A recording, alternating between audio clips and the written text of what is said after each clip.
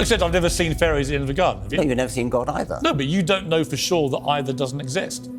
No, I don't know that fairies don't exist. Fairies there may be leprechauns, for all I know. Belief that the Darwin theory actually fails.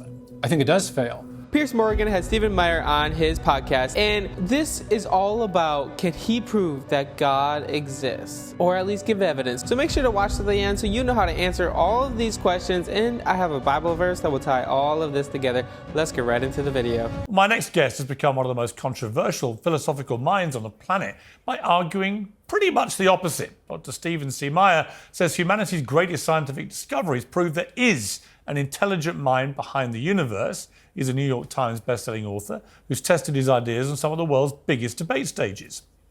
And Stephen C. Meyer, I'm delighted to say, is here in London, joining me on Uncensored. Absolutely. So, I mean, you've got an amazing pedigree to discuss all this. You've got a PhD in the philosophy of science from Cambridge. You're a former geophysicist. You now direct the Discovery Institute's Center for Science and Culture in Seattle. You've had New York Times bestsellers, Signature and Marcel, Darwin's Doubt, Return of the God Hypothesis. And you've been on all the biggest podcasts in the world, Joe Rogan, Ben Shapiro. And now, I'm delighted to say, Uncensored. This all blew up last week because Tucker Carlson went on Joe Rogan. And I don't know if you saw this, but he said this about this very issue. Let's take a look. If evolution is real, and if there is this constant, I don't know, but it's visible. Like you can measure it in certain animals. You can measure adaptation. Yeah. But there's no evidence that in fact, I think we've kind of given up on the idea of evolution. The theory of evolution as articulated by Darwin is like kind of not true. Right? In what sense? Well, in the most basic sense, the idea that, all life emerged from a single cell organism and over time, and there would be a fossil record of that, and there's not. Your response? Well, I don't know what Tucker knows about all this, but probably not as qualified as you. But he likes to. Maybe we start with something that happened here in London a few years ago, 2016, major conference convened by the Royal Society, arguably the world's most august and prestigious scientific body, was convened by a group of evolutionary biologists who are dissatisfied with the standard neo-Darwinian theory of evolution.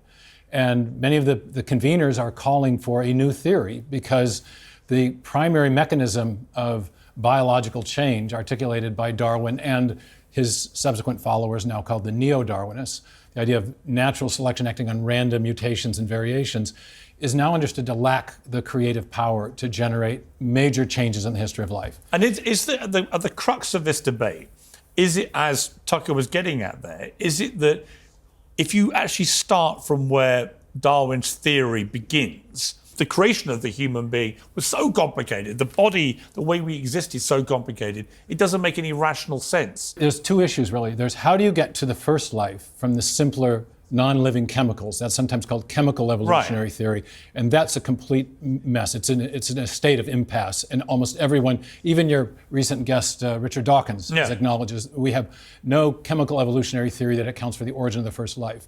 And many people don't know that Darwin didn't attempt to explain the origin of the first life. Rather, he presumed one or very few simple organisms, which we now know were not simple, and then proposed a mechanism by which you could generate all the new forms of life we see on the planet today. But even that now is being challenged because the main mechanism of evolutionary change does a nice job of explaining small-scale variation. What Tucker was referring to, I think, is adaptation. This would be examples like Darwin's finches, where the beaks get a little bigger, a little smaller in response to varying weather patterns. But it does a very poor job of explaining the major innovations in the history of life, such as the origin of birds or mammals or animals in the first place. And there in the fossil record, we do see very abrupt, many instances of very abrupt appearance without the transitional intermediates that you'd expect on the basis of the Darwinian picture of the tree of life. So it's crazy how Stephen Myers was saying that people are abandoning Darwin's evolution because people are unsatisfied with the results that they're getting in their studies. That's just wild to know. Wow. Your belief that the Darwin theory actually fails then? I think it does fail. I think it captures an element of the truth. There's the small-scale microevolutionary variation is certainly a real process, and no one disputes that. Natural selection is a real process, but what's at issue now is the degree to which it has genuine creative power. And I think at this 2016 conference, the opening talk was given by a prominent Austrian evolutionary biologist, not an American talk show host. And he enumerated 5 major explanatory deficits of neo-Darwinism, many of them surrounding this problem that the mechanism lacks the generative or creative power necessary to account for the major innovations in the history of life.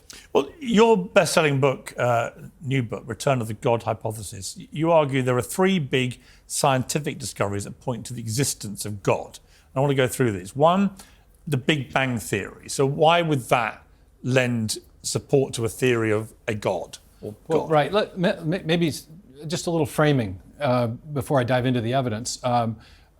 Professor Dawkins at Oxford has said that the universe has precisely the properties that we should expect if at bottom there is no purpose, no design, nothing but blind, pitiless indifference. And though I'm on the opposite side of this science v. God issue with the good professor, I think he does a marvelous job of framing key issues. And this is one of those great framing quotations. Because what he's saying is that whether we think of it as a scientific question or a philosophical question or both, if we have a hypothesis about reality, the way we test that is by looking at the world around us and seeing if what we see comports with what we would expect to see if our hypothesis were true. And his hypothesis is that of blind, pitiless indifference, which is a shorthand way of saying that everything came about by strictly undirected material processes. And what the materialists expected coming into the early 20th century was evidence of an eternal, self-existent universe, one that had been here for an infinitely long time and therefore did not need an external creator. What in fact the astrophysicists, the cosmologists, the astronomers found was evidence of a universe that had a definite beginning, and therefore one that could not have created itself because before the matter of the universe came into existence, there was no matter there to do the causing. There was no matter to do the causing. And I feel like that's what all atheists come to a standhold. They don't know how to answer these questions. I love how they love to defend. That doesn't mean there's a God that created everything. But actually it has a good reason for that, an intelligent designer. So the picture of the universe that has emerged starting from the 1920s all the way to the present, both from observational astronomy and from theoretical physics, is a universe that had a definite beginning and therefore requires some sort of external creator or cause. Dawkins is obviously one of the world's most famous atheists. Are you a believer in God yourself? I do believe in God, yes. Okay, so let's play a clip from Dawkins on this show. Yes. So why is it not possible that there is a superior being, power, which many people believe in different ways? It's possible there are different fairies types at the bottom of the garden. I mean, all sorts of things are possible. you can't deny that. Well, except I've never seen fairies at the end of the garden, have you? No, you've never seen God either. No, but you don't know for sure that either doesn't exist. No, I don't know that fairies don't exist. Fairies may be leprechauns, for all I know. You know, my big question for all atheists, is, okay, you don't believe in God, but what was there before the Big Bang, before this all started? In other words, what was there before supposedly nothing? What is nothing? Nothing to me seems to be a totally incongruous word. What is nothingness? And if you can't explain it, to me, and I believe in God, but to me, it suggests there must be a power bigger than the human mind at the start of all this that was able to comprehend what may have happened, because we can't. Right. Dawkins wants to portray theistic belief as if it's equivalent to belief in fairies, and he'll concede that, well, it's possible. But I think there's a stronger argument for the theistic case. And that is that when scientists and philosophers reason from evidence, they typically use a method of reasoning that has a technical name. It's called inferring to the best explanation, where the best explanation is one where you're invoking a cause which has the kind of powers that would be required to explain the phenomenon of interest. And you correctly pointed out in your conversation with him that when you get back to that, what physicists often call the singularity, the point where matter, space, time, and energy begin to exist, the materialist is really up against a huge conundrum, because prior to the origin of matter, there is no matter to do the causing. That's what we mean by the origin of matter, that's where it starts. Right. And so if you want to invoke a cause which is sufficient to explain the origin of matter, you can't invoke matter. It's in principle, the materialistic explanations are in principle insufficient. So you need to invoke something which is external to the material universe and is not bounded by time and space as well. And that starts to paint a picture of the kind of cause you would need that has the sort of attributes that traditional theists have traditionally associated with God. God is a timeless, God is outside of time and space, has causal powers, is an agent with volition, and therefore can initiate a change of state from, in this case, nothing to something. And do you believe that God created this original single cell from which everything flows to us? Oh, the single cell as opposed to the universe. Well, I guess you go back to the universe, Yeah, and then you go back to the creation of a single cell that has this incredible complexity that eventually, through the process of evolution, leads to human beings. Yeah, I'm excited to see what he says, because he goes really deep into like coding within your body. I know he talks about it a lot in other videos, but let's see if he talks about it here. Do you believe that's really the most likely scenario? Yeah, I do think there's incredible evidence of intelligent design at the point of the origin of life, because that first simple cell, in the 19th century, Thomas Huxley said that the cell is a simple homogeneous globule of undifferentiated protoplasm. And Brilliant phrase. Wonderful. He was one of the great scientists of the 19th century, but we know so much more now that he didn't know. And what we now know is that inside even the simplest cell, we have digital nanotechnology. We have the information stored in the DNA. We have an exquisite system of information storage, transmission, and processing. And that information is being used to build protein machines and other even more complex nanomachinery inside the cell. So it's a sort of automated factory run by digital information. People didn't know about that in the early 19th century. But do you believe, like I said, originally there's just one single solitary cell that's created? Well, right. Presumably, that's where... Is that what you think? I do think there was an original cell that was created. Because the theory of evolution says the journey from single cell to the full complexity of life on Earth and so on happened by random trial and error. But your position, I think, is that it's so complicated, this original single cell, so complex for all the reasons you just articulated, that that's just simply not feasible, that it would be just random trial and error. It had to be the creation of some superior entity. Right.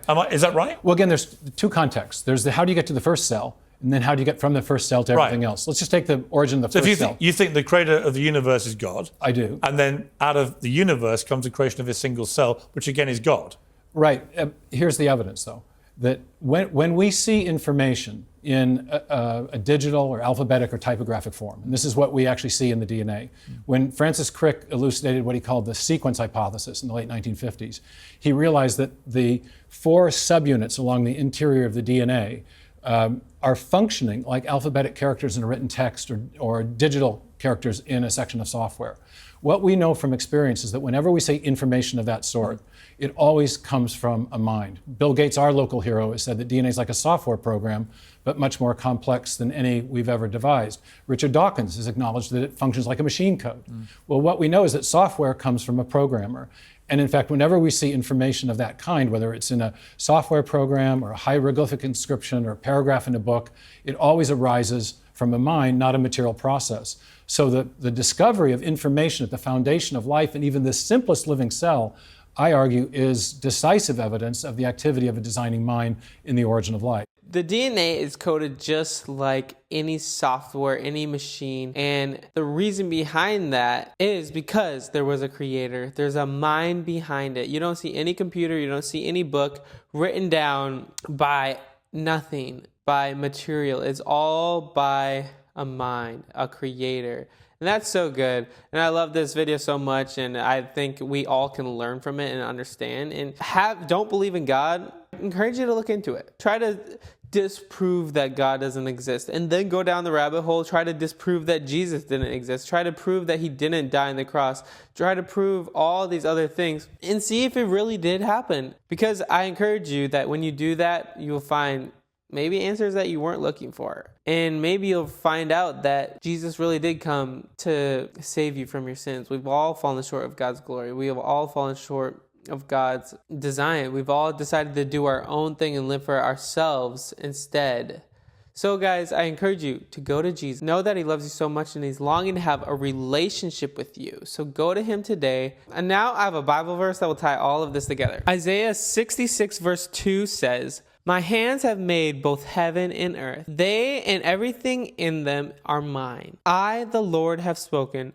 I will bless those who have humble and contrite hearts, who tremble at my word. So guys, everything was created by God, for God. Anyway, guys, thank you so much for watching. I would love for you to comment down below whatever your thoughts are, good or bad, whatever that may be. Guys, we hit 8,000 subscribers over the weekend. I love and appreciate you all. Thank you guys so much for loving and supporting me. We're trying to hit 10,000 subscribers by the end of the year. I know we could do it with your help. So thank you so much for your love and support. And also, guys, you might like this video here. Peace.